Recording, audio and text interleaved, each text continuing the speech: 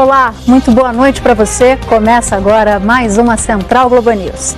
Nosso entrevistado de hoje é Augusto Heleno, o ministro do Gabinete de Segurança Institucional. Ministro, boa noite. Obrigada por ter vindo. É uma honra para mim e uma oportunidade muito boa de conversar com todos vocês, que eu considero todos já bastante conhecidos, e é um prazer muito grande estar aqui. O general Heleno é um dos auxiliares mais próximos do presidente Jair Bolsonaro. É chamado por ele de decano e por ministros de governo, colegas dele, de guru. Augusto Heleno comandou a missão de paz nas Nações Unidas no Haiti, foi comandante militar da Amazônia e chefiou o Departamento de Ciência e Tecnologia do Exército. Tem 71 anos e está na reserva do Exército desde 2011. Eu vou agradecer mais uma vez, nunca é demais, pela sua presença aqui, ministro. Eu que agradeço, muito obrigado. A gente queria mostrar, antes de começar os trabalhos, uma declaração do senhor dada recentemente. Vamos acompanhar. O respeito aos princípios constitucionais e o respeito ao Estado democrático de direito. Qual é a avaliação do senhor diante do posto que o senhor ocupa e diante do governo e da nossa Constituição?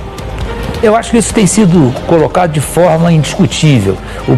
Os próprios discursos do Bolsonaro, tanto da posse quanto do parlatório, fizeram questão de novamente frisar que o regime é absolutamente apegado aos princípios constitucionais.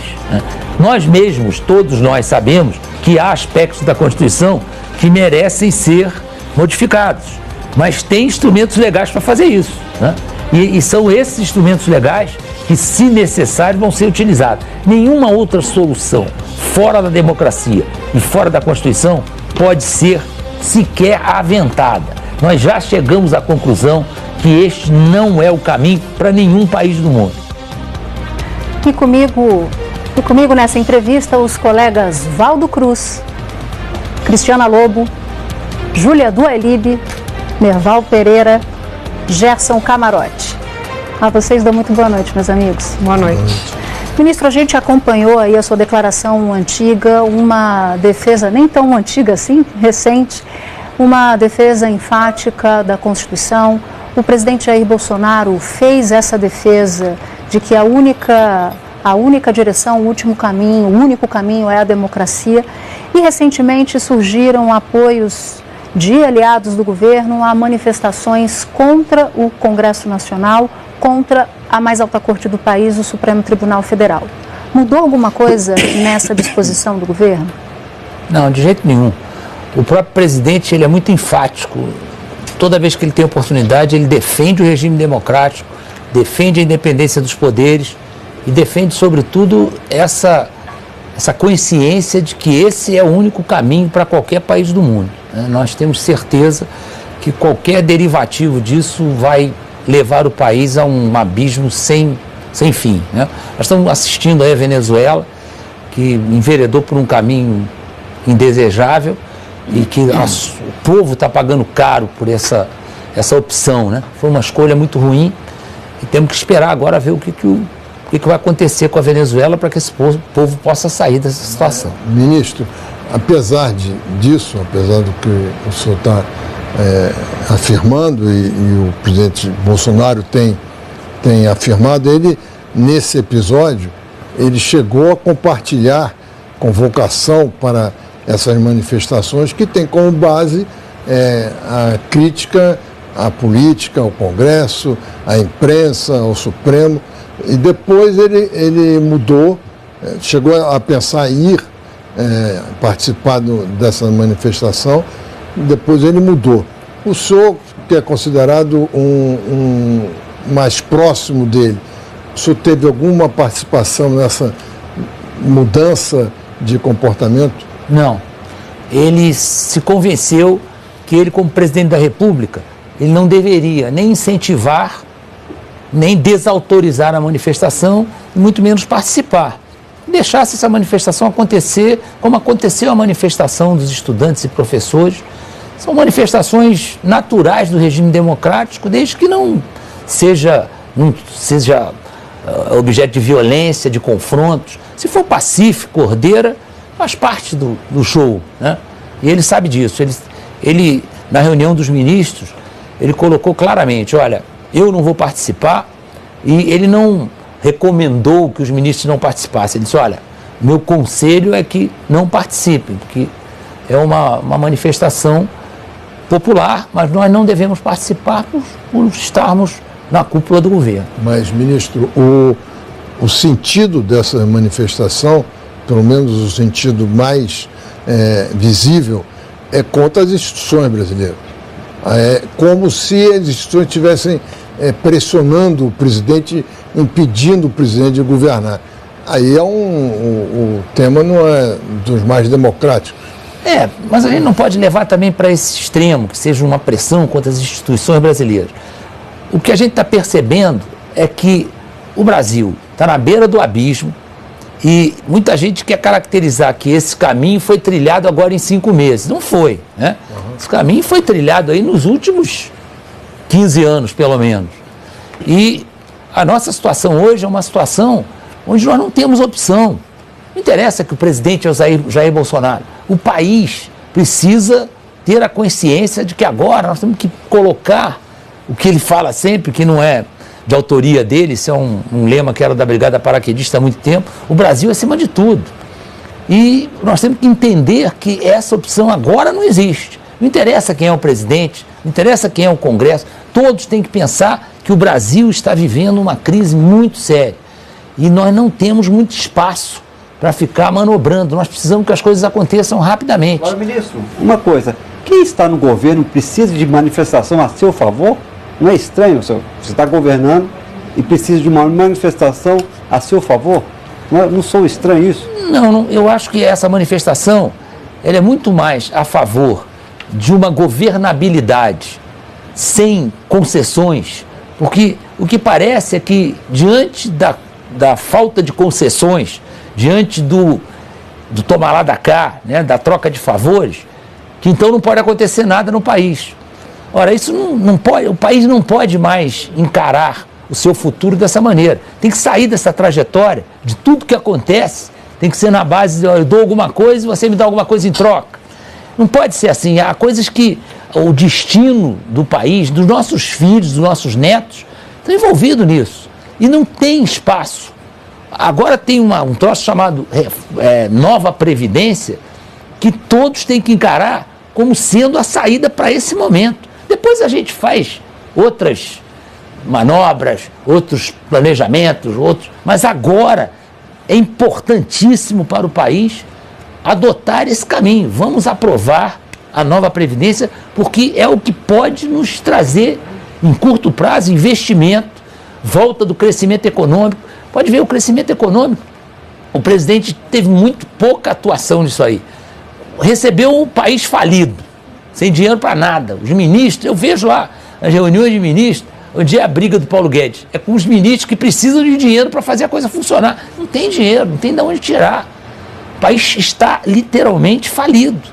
E a saída é dar chance de nós termos investimentos, de nós termos uma perspectiva de economia para o futuro, para que a gente possa sair dessa encruzilhada que nós estamos vivendo, que é muito séria. Tem que pensar nisso. Filhos e netos precisam ter um país diferente. E é isso que o Bolsonaro se propôs a fazer. Em nenhum momento ele se afastou desse ideal e está sendo cerceado por uma série de manobras que são velhas. Aí que está a tal da velha política. Tem que haver uma interrupção nesse ciclo aí. Ministro, uma questão central para o país sair dessa encruzilhada é a relação do Executivo com o Legislativo.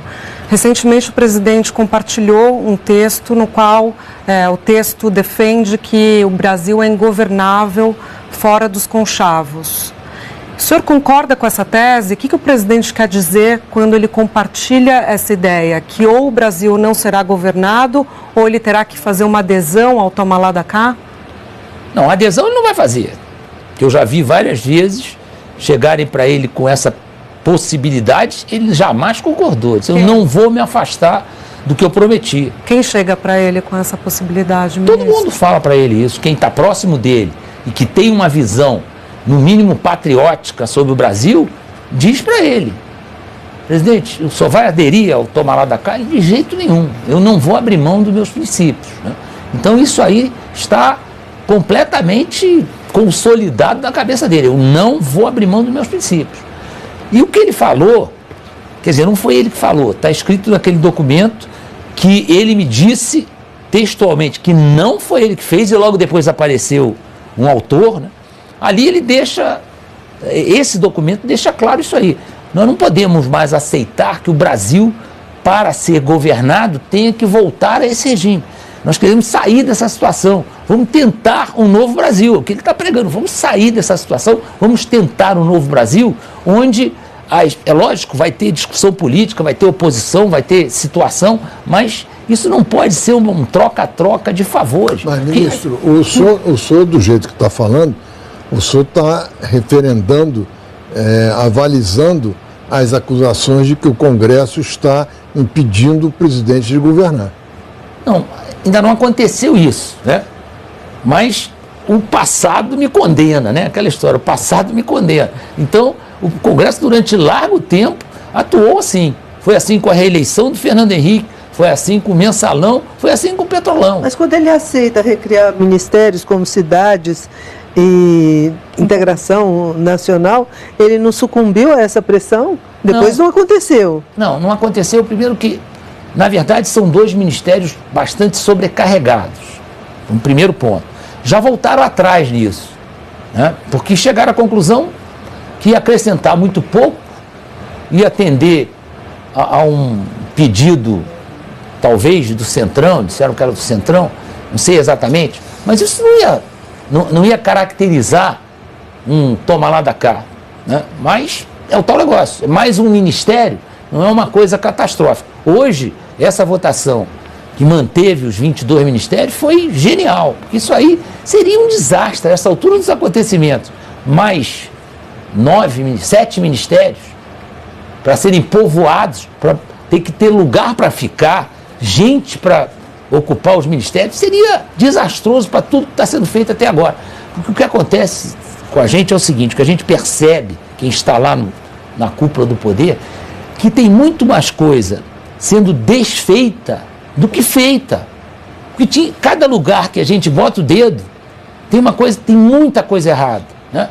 Desde defeso de pesca, até funcionário fantasma, até fraude na Previdência, fraude no seguro rural. Então, tudo está dentro de um contexto de favorecimentos, de falcatruas, sabe? Isso é... Então, as coisas têm sido muito mais desfeitas do que feitas. Muita coisa tem sido feita, muita coisa, mas a gente tem a sensação que nós temos que ainda desfazer muita coisa para chegar ao ponto de fazer muito. Quem propõe conchavos por presidente? É possível dar nome aos bois? É muito difícil, né? Por quê? Porque eu, por exemplo, mesmo que eu saiba, eu não vou dizer aqui que eu vou em cana. No dia seguinte eu estou respondendo a processo. Eu não tenho grana para pagar advogado. Quem vai prender o senhor? Pô, qualquer um que me botar na justiça aí, eu sou um cidadão comum. Mas o governo só falou de fraudes na Previdência, seguro defeso. O governo tem feito essas denúncias para os órgãos competentes? Muito. Os órgãos competentes são os que descobrem, né? Muito.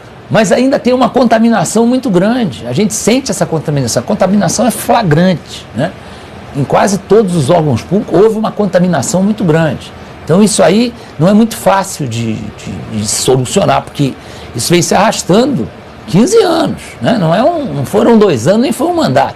Foram 3 mandatos, se a gente tirar o Fernando Henrique aí, que não sei se vale a pena tirar, mas foram 3 mandatos onde foram claramente violados todos os princípios republicanos, né? Que virou moda tudo ser republicano. Os princípios republicanos foram claramente violados. O senhor fala 3 governos, está tirando o Temer também dessa conta?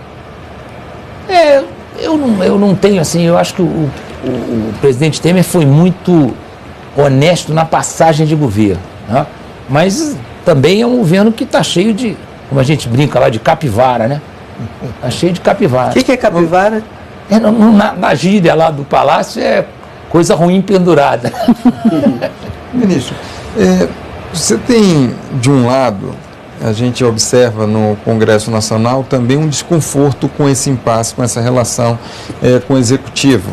e tem de fato, a gente percebe um impasse, uma queda de braço, e você tem um movimento ali, pelo menos um segmento do Congresso, que chega a defender como solução para esse impasse até mesmo o semipresidencialismo ou o semiparlamentarismo. Como é que o senhor vê esse movimento do Congresso Nacional, desse setor do Congresso Nacional? Não é a primeira vez que esses regimes, entre aspas, são defendidos, né? Isso há muito tempo que essa história de parlamentarismo, toda vez que o país entra em crise, aparecem os parlamentaristas. Isso não é novidade.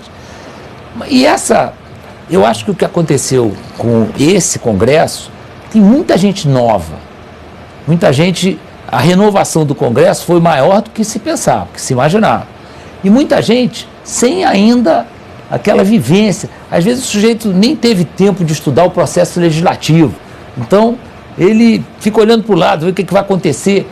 Isso é uma trava no dia a dia do Congresso. Então, não houve ainda uma articulação no Congresso que a gente pudesse dizer, essa é a base governamental. Então, a gente sente que essa insegurança se percebe até na conversa com os parlamentares. Mas isso vai se ajeitar, eu acho que isso é uma questão de tempo, isso vai se ajeitar. Eu acho que a independência dos poderes é muito importante. Hoje até comentaram que o Congresso havia votado uma coisa que o Supremo está votando também, né? E tem que prevalecer o que o Congresso legislou, porque o Congresso é o poder legislativo. Então não tem nenhuma lógica o STF contrariar uma coisa que já foi votada pelo Congresso com todos os trâmites legais. Então cada um cuida da sua parte. Mas o presidente disse que o que há de pior no Brasil é a classe política. Depois ele voltou atrás e disse que valoriza o Congresso. O que ele pensa?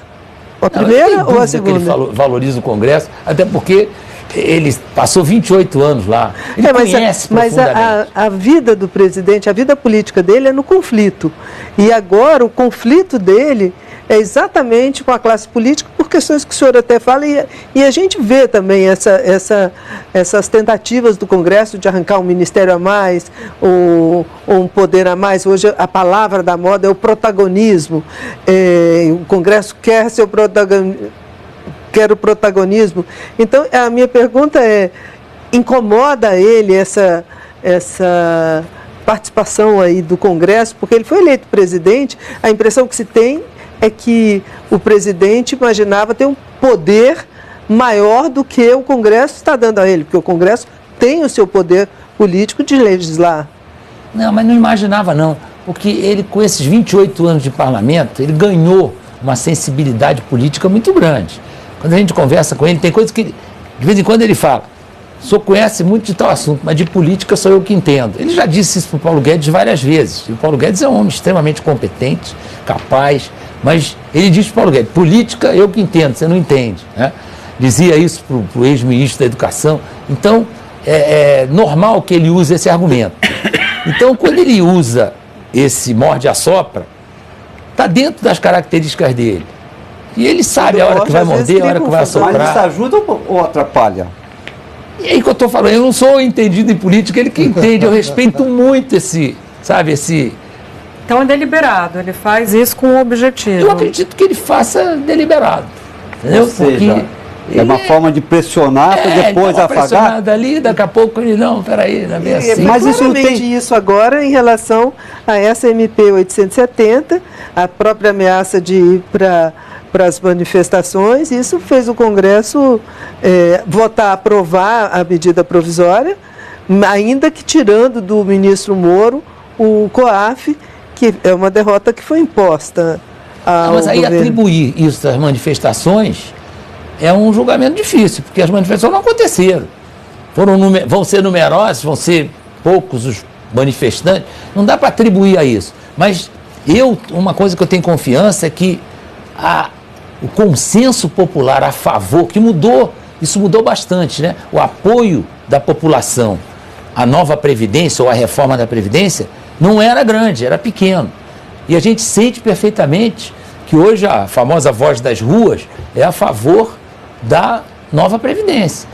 Isso é muito bom, porque a população sentiu que a nova Previdência não é uma coisa para prejudicar, é para tentar colocar o Brasil de novo numa situação favorável. O Brasil tem tudo para ser um grande país. Ministro, enquanto o presidente faz esse tensionamento, esse morde e assopra, os militares são ponto de moderação desse governo? Olha, eu não quero ter essa pretensão, até porque a gente não tem, isso é uma coisa que eu já falei e vou repetir, não existe essa ala militar, nem existe os militares no governo. Aconteceu de ter vários militares no governo, mas nós, em nenhum momento, nós nos reunimos, nunca houve uma reunião dos militares do governo. Não existe, nunca existiu essa reunião. Nós nos falamos quando nos encontramos e nunca marcamos fazer uma reunião para a gente ver o que os militares vão fazer. Não existe isso. A gente vai fazendo o que tem que fazer, cada um na sua área. Somos amigos há 40 anos, por isso que eu sempre digo, querem abrir uma cunha no que chamam indevidamente de ala militar. É difícil abrir uma cunha. Ali por uma coincidência de passado e de tudo que a gente fez na vida, nós somos amigos de 40 anos. Não, uma cunha na área militar, ministro, de fato não parece haver, vocês parecem ter uma unidade muito sólida. A cunha que aparece é fora da área militar. Do entorno do presidente, que por vezes faz ofensivas claras, públicas, à luz do dia, contra o setor militar. E eu gostaria de ouvi-lo sobre isso. Olha, não tem nos afetado. Até aquela influência, claro que houve algumas situações pouco agradáveis no âmbito do governo com as declarações do senhor Olavo de Carvalho. Mas na nossa, por exemplo, e a maioria de nós, mesmo quando fomos atingidos, não demos importância porque a gente não acha que aquilo possa... É o que eu digo, o Brasil está vivendo uma crise onde nós temos que nos conscientizar que nós precisamos nos unir, nós precisamos entender que agora essas pequenas coisas não podem mudar essa direção que foi tomada, que é principalmente a reforma da Previdência, a reforma tributária, né? A voltar aquele projeto do Moro é muito importante. Eu considero a área de segurança, que hoje de segurança pública virou segurança nacional, eu acho aquilo muito importante. O Brasil não pode mais abrir mão de não só colocar recursos, como melhorar muito o seu sistema de segurança pública, que nós não podemos continuar no caminho que nós estamos hoje. Eu sempre comento isso, nós somos o maior consumidor de crack do planeta, o segundo de cocaína, somos o maior local de passagem de droga do mundo. São títulos que não enobrecem o país em nada. E nós precisamos dar um basta nisso. Eu digo sempre, essas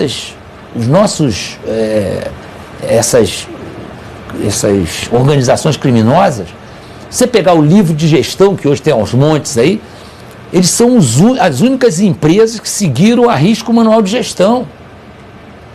Eles têm recursos humanos à disposição, faz uma troca sempre muito boa de recursos humanos. Mesmo quando são mortos, eles têm sempre um departamento de recursos humanos pronto para recompletar e com gente preparada. Para o que eles querem, eles têm gente preparada.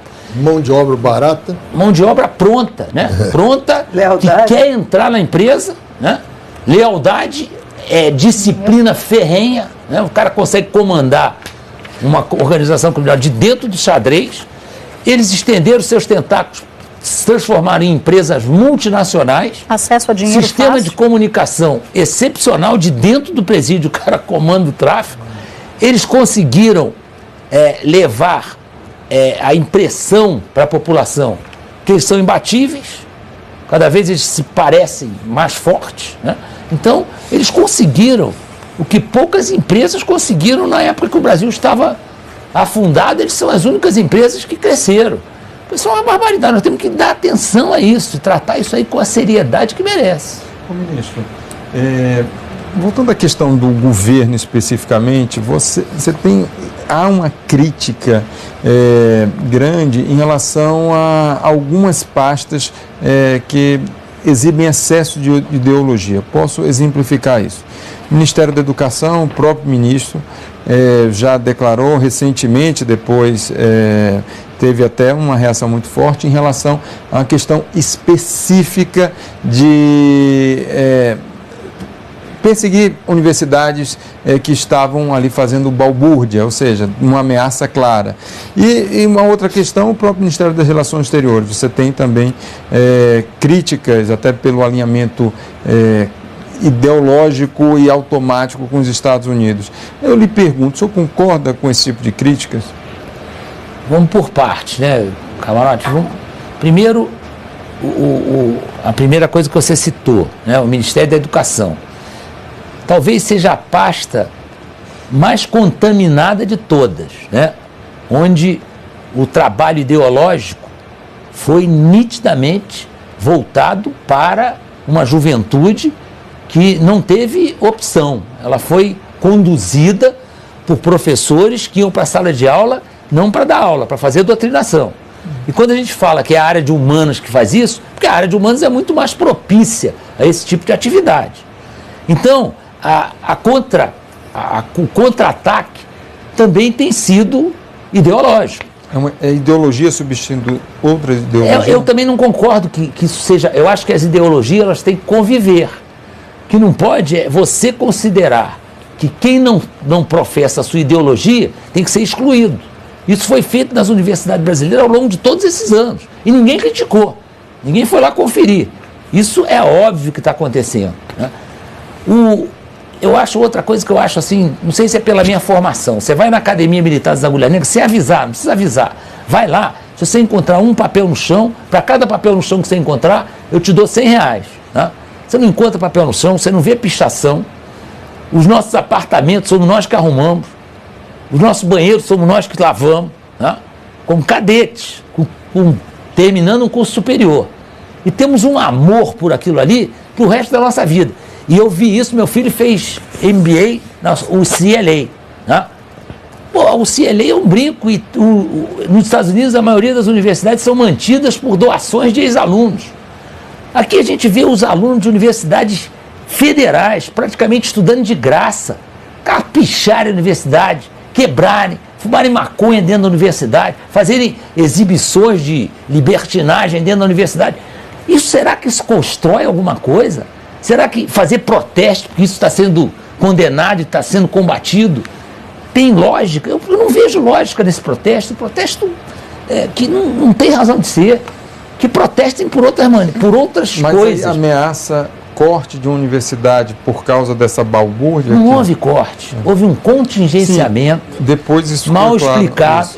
Foi mal explicado, um contingenciamento. O Exército, por exemplo, eu não me lembro eu tenho 45 anos de serviço, eu não me lembro de um orçamento que não tenha tido contingenciamento para as Forças Armadas. Cada vez mais, né? Tinha uma época que a gente tinha que fazer meio expediente um mês para poder fazer face ao contingenciamento.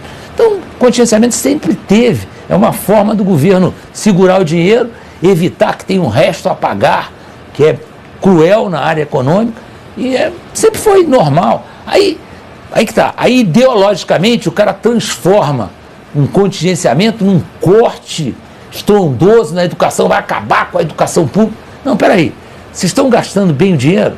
É outra coisa. Já pararam para pensar se a nossa educação, nesses últimos anos, merece continuar do jeito que está? Eu fico bobo até como é que fazem tanta pesquisa, toda pesquisa que faz da educação é de chorar, né? O cara fica atrás da Somália, da Guiné Ocidental. Mas aí aparece... não foi o próprio ministro da Educação que acabou estimulando isso ao tratar uma questão que era técnica de forma política? E ele foi seletivo. Ele primeiro seria as universidades de Brasília, da Bahia e a Fluminense. Então ele justificou com a balbúrdia o corte porque promovia balbúrdia. Com a crítica e a impossibilidade de fazer um corte discricionário, ele anunciou que o corte era geral. Então foi ele que criou esse ambiente. Aí tem que levar em conta, talvez, a inexperiência política, um ministério, eu considero talvez o ministério mais difícil de ser conduzido. Claro que a economia tem um papel fundamental, o Ministério da Saúde é outro que tem um papel fundamental, mas eu considero a educação exatamente o que mexe com a cabeça do jovem, né? E eles são doutrinados numa idade em que não devem ser doutrinados. Deixa eu escolher o caminho. A doutrinação é nefasta nessa idade. Uma doutrinação preparada, conduzida, planejada, Isso tem que trazer consequências ruins para o país. Isso é contra o regime democrático, contra a ideia de republicano. Tudo isso é contrariado por uma doutrinação constante e sem admitir a controvérsia. Mas, ministro, então, se essa ideia de doutrinação do sistema público, do sistema educacional, mesmo que fosse para determinadas idades, fosse de fato assim, o senhor acha que o presidente Jair Bolsonaro teria tido uma votação tão expressiva assim entre os jovens, por exemplo? Não, exatamente, porque se você raciocinar quantos estiveram na manifestação, talvez ali 5% dos estudantes, 5% dos professores, não significa nada, só que depende do barulho que você faz. Isso é comum em todas essas histórias de manifestação, até dentro do Congresso. Tem partido dentro do Congresso que tem pouca gente e eles fazem um estardalhaço danado. Porque é uma questão só de você acreditar que tem que fazer barulho, né? Quando ele falou em balbúrdia, eu acho que ele quis se referir a isso, né? É quem tem maior capacidade de juntar gente.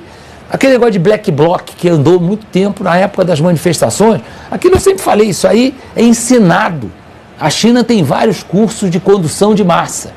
O camarada leva, e eu me lembro que a imprensa sempre começava na manifestação acompanhando, aí dizia manifestação pacífica, não sei o quê. Eu dizia, pode esperar que na hora certa eles vão providenciar o quebra-quebra.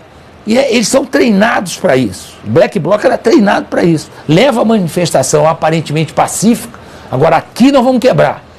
E ali eles quebravam tudo. Aquela manifestação que era pacífica, de repente virava uma violência generalizada. Isso é científico, é estudado. Não é uma coisa ocasional. Ah, aqui eu fiquei bravo. Não, ali pensadamente, né? Aqui tem vidro, aqui eu vou quebrar uma agência de automóvel, vou quebrar um banco. Símbolos, né, claro, da luta lá. É isso aí. Ministro, isso quer dizer que o governo não pretende ou não está fazendo um trabalho ideológico para se contrapor à ideologia marxista, cultural, que tanto acusa? Não, eu não acredito nem que esse trabalho possa dar certo, né? Porque não deu certo nem na União Soviética. Chega a um ponto que o jovem, do mesmo jeito que ele é rebelde, né, que ele quer novidade, não sei o quê, ele vai sendo levado até um certo ponto. Aí, de repente, ele para pensar, espera aí, só se não está dando certo, eu estou no caminho errado. Por isso o Bolsonaro foi tão votado, por isso tanto jovem que resolveu votar no Bolsonaro com a esperança de um novo Brasil. Porque ele mostrou para eles que, olha, esse caminho não está nos levando a nada. É só ver, o analfabetismo funcional é flagrante. Pode ir em qualquer supermercado, com todo respeito às caixas de supermercado, o que elas aprenderam não permite que elas façam as operações mais simples. Você compra uma coisa que custa R$42, aí você dá uma nota de R$50 para a caixa do supermercado. Aí ela registra lá e aparece o troco. Se você achar uma nota de R$2 no bolso e falar assim, ó, R$2 para facilitar, ele não quer de jeito nenhum. Ele não consegue fazer essa conta, que aqueles R$2 ela vai te dar 10 de troco, está resolvido o problema. Não, ela vai te dar os 8, mesmo que seja um problema para arrumar a nota de 2, a moeda de 1, ela vai te dar os 8, porque ela não acredita que ela seja capaz de chegar à conclusão que os 2 mais os 8 vão dar 10. Isso é o típico do analfabetismo funcional. Isso é outra coisa séria que o país não caiu ainda nessa realidade. A gente começa a ler, o GSI me dá essa oportunidade, nós temos alguns setores assim muito científicos, né? Tem a parte cibernética, tem a parte de inteligência artificial, não sei o quê, e tem a parte de essa parte toda de segurança, que hoje está evoluindo demais. Então, se a gente parar para pensar, o Brasil está muito atrasado. Agora já tem pesquisas sérias com o negócio de 5G, né? Nós estamos atrasados, nem o 4G nosso só entra de vez em quando, volta para o 3G, não sei o quê. E isso vai trazer um prejuízo, que você correr atrás disso não é fácil, porque você vai perdendo, em todas as gerações, você vai perdendo o contato com o que é moderno, com o que é atual. Então, isso foi uma das coisas que levou o presidente Bolsonaro a buscar uma aproximação com os Estados Unidos e com Israel. Não é por acaso, é que os Estados Unidos não tem nenhuma ideia de nos afastarmos da comunidade árabe. Ao contrário, nós temos uma colônia árabe no Brasil enorme. Temos uma bagagem de tudo, de receber os árabes aqui e viverem árabes e judeus no Brasil cordialmente. É só ir na Rodolfande, né? No Rio de Janeiro, ou na 25 de março, em São Paulo. Então nós temos esse hábito, né, de trazer o imigrante e fazer com que ele se sinta em casa. Então essa aproximação dos Estados Unidos e de Israel foi por conta da tecnologia. São dois países muito avançados tecnologicamente que nos oferecem essa oportunidade. São países próximos ao Brasil do ponto de vista de visão de futuro, e por isso que ele se aproximou. Não foi ideologicamente, porque ideologicamente ele teria afastado da China, e a China é um grande parceiro comercial do Brasil. Não existe isso. É porque esses países podem e se propuseram a nos oferecer um avanço tecnológico que outros países não nos ofereceriam. Ministro, eu queria aprofundar um pouquinho nessa questão dos embates, do fogo amigo no governo, né? O senhor acabou classificando os ataques que os militares sofreram como situações pouco agradáveis. Sim. Ataques feitos, deferidos por próprios aliados, por aliados do presidente Jair Bolsonaro, como Olavo de Carvalho. O que está por trás desses ataques? É uma luta, uma disputa por espaço no governo, especificamente a SECOM. A SECOM entra nessa disputa, a SECOM, que é uma área que está sob influência na prática de Carlos Bolsonaro, mas que formalmente está abaixo do ministro Santos Cruz. A SECOM está sob disputa? Não acredito não. Eu só acho que, por exemplo, essa área de comunicação é uma área muito sensível, né? E a comunicação do governo Bolsonaro vem sofrendo sérias críticas desde o início. Porque não é fácil, você ter uma estrutura de comunicação voltada para um lado, aí de repente você elege um governo voltado numa outra direção. Até conseguir montar uma equipe de comunicação que esteja independente das ideias antigas e comece a trabalhar numa outra direção, não é fácil. Não tem jornalistas de alto padrão dando sopa. As senhoras e os senhores sabem mais do que eu disso, né? É difícil tirar um jornalista da Globo News para levar para ser porta-voz, né? Quando você fala o salário, o cara fala, não, pelo amor de Deus, eu não quero, né? Mas quem está por trás desses ataques ao ministro Santos Cruz? É a ele, pelo fato de ser militar, ou é a verba que dispõe a Secretaria de Comunicação, como observou a Júlia? Não, eu acho que... Quem e o quê? Olavo de Carvalho? Não, eu acho que a melhor coisa foi o que o presidente recomendou. Vira a página e vamos ficar quietos, não vamos mais comentar. Se tiver comentário desse tipo, seja de quem for, ignora. Se ficar alimentando isso, é uma perda de energia. Se perde muito tempo para um combate que não acrescenta muito, né? Não são ideias que são colocadas, são picuinhas ali que não acrescentam. E quem que é isso? Desculpa. O secretário atual, desculpe, Cris, o secretário atual, o Fábio Weingarten, ele responde para o ministro Santos Cruz ou para o Carlos Bolsonaro? Não, eu não acredito nessa influência do Carlos Bolsonaro. Ele sabe, inclusive a aproximação dele com o Santos Cruz tem sido cada dia maior, né? Porque é natural. O Fábio é um camarada que conhece muito dessa área, principalmente de São Paulo, né? E ele é ligado no 220. É como o Paulo Guedes, eles são ligados no 220. E exatamente, são esses que precisam, às vezes, ter alguém, olha, dá uma maneirada, não é bem assim, vai devagar, não sei o quê.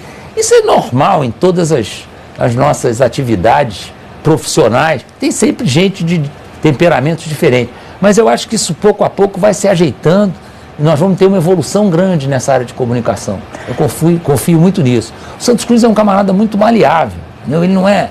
Ele fica com aquela cara de não sorrir, mas ele é muito maleável, é muito inteligente, e ele vai levar isso aí numa boa e vai se tornar amigo do Fábio, eu não tenho dúvida disso. Já se aproximaram, já conversamos bastante e eles vão conviver muito bem. Ministro, a gente vai voltar nesse assunto mais adiante, mas eu queria entrar um pouco mais na economia. O senhor já passeou por esse assunto, mas é necessário aprofundar. A gente sabe da situação da economia e a gente sabe também que investidores, analistas de mercado começaram o governo Bolsonaro com as expectativas lá em cima. E em razão de tropeços na área política, essas expectativas foram se reduzindo ao longo do tempo. E parte dessas análises ou dessas expectativas vem justamente do que o mercado financeiro tem chamado de capacidade do governo de fabricar notícias ou crises internas. E como o senhor disse em algum momento do início da nossa conversa que o governo não pode se perder em situações e em questões menores, eu queria ver se o senhor consegue fazer um diagnóstico do porquê o governo patina tanto na relação com o Congresso, nas dificuldades para votar, por exemplo, a reforma da Previdência. Aí entra nessa história entre a velha política e a nova política. Os dois não podem conviver. O Congresso, o senhor concorda que foi enorme na última eleição, né? Foi, mas existe uma cultura nacional que admite que as coisas têm que acontecer, não são todos, né? Eu acho que cada vez vai acontecer menos personagens que vão partir para esse lado. Mas esse início também não é um privilégio do governo Bolsonaro. Esses atritos com o Congresso sempre aconteceram como um assunto polêmico, como a nova Previdência surge para que eles tenham que decidir. Em que lado da fronteira o senhor acha que está o presidente da Câmara? Em qual lado da fronteira o senhor acha que está o presidente da Câmara? O da velha ou da nova? Olha, o presidente Rodrigo Maia, ele é muito inteligente e muito perspicaz politicamente, né? Então, eu acredito que ele é capaz de conviver com os dois aspectos e buscar a melhor solução, ou seja, um meio termo que produza alguma coisa sem ele precisar brigar com o Congresso inteiro. Ele tem essa habilidade. Pode ver que ele vai, um dia ele sai para um lado, sabe? Isso faz parte da vida dele. Ele sempre foi assim, mas ele é reconhecidamente um homem esperto politicamente, né? A relação dele com o Bolsonaro é boa, né? Eles se dão bem. A relação dele com o presidente do Senado, com o senador Davi Alcolumbre, é muito boa. E eu acho que eles vão tocando isso aí com a sabedoria política que eles adquiriram ao longo da vida. Então, tem esperança que a coisa termine bem. Eu lhe pergunto, o que falta para o governo ter uma base? Por que o governo não tem uma base? E lembrando que esse Congresso ele foi eleito no mesmo pleito do presidente Jair Bolsonaro. O que está acontecendo? Porque a gente já está no mês de maio, ou seja, já 5 meses do início do governo, a gente não tem ali uma base fiel. O governo, dia e noite, é derrotado. O Congresso não tem 5 meses. Tem um pouco sim, menos, mas aí de fevereiro para cá... Complementando a pergunta do camarote, antes do governo ser eleito, ou logo depois que foi eleito, vários estudos de analistas políticos e mostraram o seguinte, que o Congresso, a tendência do Congresso era majoritariamente conservadora e indo para centro-direita, e que era um Congresso pronto para um governo de centro-direita, de direita extrema em alguns momentos, pudesse aprovar as reformas, porque o espírito do Congresso era muito próximo ao espírito. Isso não está acontecendo. Mas isso aí, eu acho que faz parte desse jogo político, né? São negociações que naturalmente aconteceriam em qualquer situação. Mesmo que o Congresso tivesse uma tendência de centro-esquerda, iria acontecer esse jogo de poder. Isso eu acho que é uma coisa, eu acho bacana isso aí em termos de democracia. Eu acho que isso é um exercício democrático muito importante. E acredito realmente que à medida que o tempo for passando, o Congresso vai se posicionar a favor da nova Previdência, a favor da reforma tributária, e aí entra uma coisa que eu acho fundamental na democracia, que é a pressão popular. O que é a democracia se não é a vontade do povo? Se o Congresso não for representante do povo, não tem razão de existir. Ele existe para ser representante do povo. Então, à medida que eles forem sentindo que o povo está do lado da nova Previdência, que não aguenta mais impostos, que precisa uma reforma tributária, precisa de uma reforma política. Eles vão aderindo, eles vão sentindo que a pressão popular está numa determinada direção e eles estão ali para serem os representantes populares, para levarem ao bom termo as aspirações populares. Eu acho que faz parte desse jogo democrático, não me assusta não. Ministro, acho que vai chegar um bom tempo. O presidente Jair Bolsonaro foi eleito gerando uma grande expectativa, não só no eleitorado dele, mas em toda a população, sobre um momento melhor na economia, né?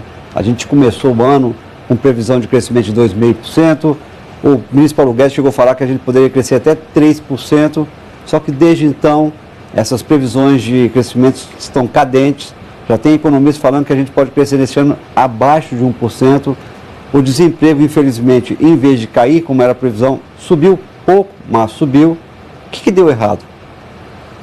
Não é dar errado, é uma conjunção de fatores que fica difícil, mas já alguns índices já apareceram esta semana aí com um tom bem menos dramático, mas a conjunção de fatores, o governo, às vezes os comentários parecem que o governo tem 5 mandatos, o governo tem 5 meses, com uma bagagem aí de bobagens, de coisa mal feita. Olha, nós tínhamos um grupo que trabalhava conosco na época antes da transição. Conseguimos um grupo de funcionários públicos, todos com DAS 5, 6, gente gabaritada, trabalhavam com codinome, hein? Para não serem mandados embora. Trabalhavam com codinome. Ninguém sabia se o Bolsonaro ia ser eleito, se não fosse eleito, iam ser todos mandados embora. Trabalhavam com codinome. E uma vez, que de vez em quando a conversa era dramática, pô, isso aqui não tem jeito. Aí uma vez eu perguntei para eles, todos jovens, né? Eu perguntei, jovens em relação a mim. Aí eu perguntei, escuta aqui, tem jeito? Falo, general, tem jeito sim, porque os últimos governos esqueceram qualquer sintoma de gestão, eles recusavam qualquer modernização da administração, porque a roubalheira é muito mais fácil onde não tem controle. Agora, ministro, eu concordo com o senhor, um governo que tem só 5 meses não vai mudar o rumo de uma economia. Não vai mudar, ainda mais sem dinheiro. Agora, também essa incerteza nesse relacionamento com o Congresso, dúvidas sobre o ritmo de aprovação da reforma da Previdência, isso também não tem contribuído para essa diminuição dessa sensação de prosperidade no país, essa parada aí, ou seja, a gente podia não estar crescendo 2,5%, mas 2%, 1,5%, agora crescer 1%. O governo não tem uma parte de responsabilidade, não é a maior, mas não tem uma parte de responsabilidade ao não gerar certezas sobre o futuro da reforma da Previdência. Não, sem dúvida, é óbvio que ninguém pode eximir totalmente o governo de responsabilidade, né? Mas não é fácil você mudar esse direcionamento ruim da economia se você não dispõe de recursos.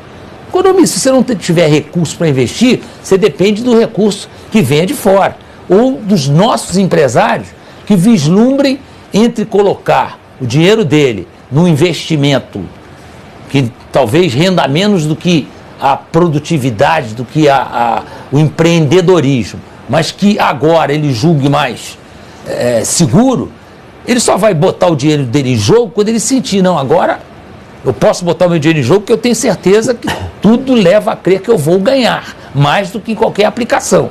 E isso não está acontecendo porque há um entrave, a gente percebe que há um entrave e não se sabe exatamente o prazo que vai levar para que a nova Previdência aconteça e que mude esse ambiente de pessimismo. Mas não é possível fazer alguma coisa até a Previdência ser aprovada? Olha, eu não sou economista, mas se o João estivesse aqui, ele ia dizer, olha, ele mesmo diz, volta e meia ele diz, olha, do jeito que a coisa está, não tem muita coisa que fazer. Mas João Paulo Guedes, você falou? Não. Se tiver... o João Borges. João Borges. O Paulo Guedes é aliado total, né? Ele está ali empenhado emocionalmente. Mas eu estou citando alguém que é neutro. E ele fala, olha, tem coisas que não tem como segurar, porque é evidente que se não houver uma nova situação de chegada de recursos, né? De perspectiva de futuro, fica muito difícil, né? O próprio Bolsonaro nisso aí, ele é muito consciente da necessidade de aprovar a Previdência, né? Ele sabe que tem que aprovar, ele sente que isso aí é fundamental para que o governo dê um salto de qualidade. Ministro, senão... Queria mudar um pouco da economia para um assunto que está quente hoje, que é o decreto de armas. O governo tomou uma decisão de calibrar o decreto um pouco mais para que não fosse tão amplo o acesso de cidadãos a fuzis, por exemplo. O senhor concorda com a versão original do decreto, mais ampla e que permite um acesso, não só acesso, posse e porte de armas pelo maior número possível de cidadãos? O senhor concorda com esse decreto hoje, já com algum recuo do governo, mais restrito, portanto? Ou o senhor acha que o governo ainda pode mexer em alguns pontos do decreto, tendo em vista a reação no Congresso e a possibilidade de uma reação no Supremo também? Isso é uma coisa que eu acho que muita gente se surpreendeu com a flexibilidade do presidente. Aí de vez em quando fala que recuou. Não é questão de recuar. Se houver argumentos que ele chegue à conclusão, eu acho que a gente está passando dos limites, e esse argumento for válido, for consistente, ele já fez isso muitas vezes, ele já recuou. Não, isso aí eu acho que é uma virtude. Ele perceber, não, isso aqui... Mas não devia ter sido feito antes? Mas às vezes são discussões sobre assuntos muito polêmicos que às vezes não apareceu ainda o argumento. Quando é colocado em público, alguém vem e diz, olha, essa arma aí é problemático se deixar na mão de quem não está realmente preparado, instruído. Isso pode dar problema, né? Então vamos travar um pouquinho isso aí que está... Mas ele ainda é visto como bem pesado, ministro, por setores da sociedade. O senhor vê espaço para mudanças futuras? Já que o senhor está dizendo aqui que o governo não tem problema nenhum de mudar de ideia, desde que haja bons argumentos, o senhor vê algum bom argumento aí na sociedade que possa ser assimilado pelo governo e restringir um pouco mais o decreto, ou não? Não, eu acho que o que tem sido colocado é que não há necessidade de permitir o acesso a armas que são quase que armas de guerra numa situação de paz. Nós estamos apenas dando direito ao cidadão de se defender, de defender sua família, defender sua propriedade. Ele não precisa ter um canhão para fazer isso, né? Estou exagerando, mas se o argumento, olha, essa arma é complicada, nós vamos ter algumas consequências que não podem ser muito previsíveis, porque é uma experiência nova na sociedade, essa abertura para que o cidadão